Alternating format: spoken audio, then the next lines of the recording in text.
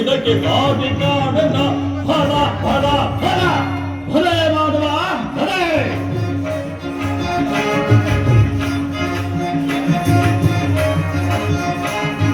ಮುತ್ತು ರತ್ನಗಳಿಂದ ಕೆತ್ತಿರುವ ಗೋಡೆಗಳು, ಮುತ್ತು ರತ್ನಗಳಿಂದ ಕೆತ್ತಿರುವ ಗೋಡೆಗಳು, ವಜ್ರಗಳ ಕಂಬಗಳು, ವಜ್ರಗಳ ಕಂಬಗಳು, ನೀಲ ಪಚ್ಚ ಕೆಂಪುಗಳು,